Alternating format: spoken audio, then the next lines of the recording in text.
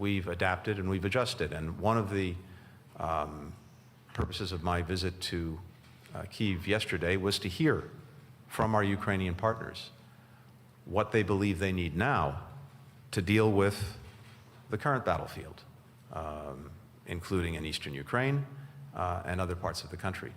And I can tell you that as we go forward, we will do exactly what we have already done, which is we will adjust, we'll adapt as necessary, including with regard to the means that are at Ukraine's disposal to effectively defend against the Russian aggression.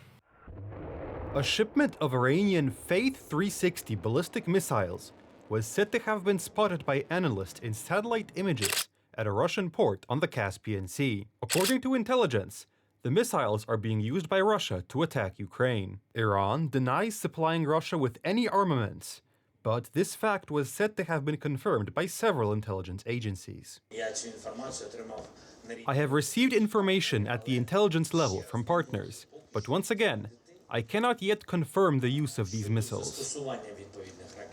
The information about Tehran's support for Moscow came on the eve of a visit to Kyiv by the US Secretary of State and the British Foreign Secretary. London announced more than £600 million worth of aid to Ukraine. We come together to express our solidarity in standing with Ukraine, and you know the UK's commitment to see Ukraine win.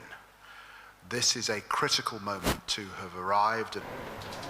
The eyes of the world were primarily on the US Secretary of State. Washington warned Iran against supplying Russia with weapons. Now Moscow itself has given the West an excuse to support Ukraine more strongly.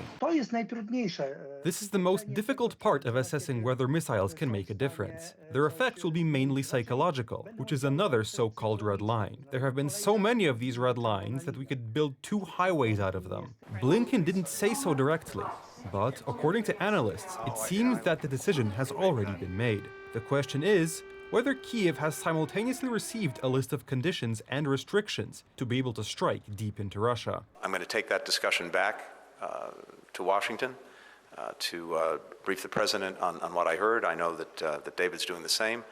And both of our bosses, no doubt, will discuss this when they meet later this week, actually on Friday, in Washington. Just speaking for the United States, from day one, as you've heard me say, we have adjusted and adapted as needs have changed, as the battlefield has changed, and I have no doubt that we'll continue to do that as this evolves. Above all, the West is worried about the Kremlin's response, but not at all about a military response against NATO, or even attempts at hybrid action against countries in the region. Moscow has just announced the need to review its exports of uranium, titanium, and nickel, raw materials that are not as crucial as they are strategic for Western economies. Kamil Czaska, Republika.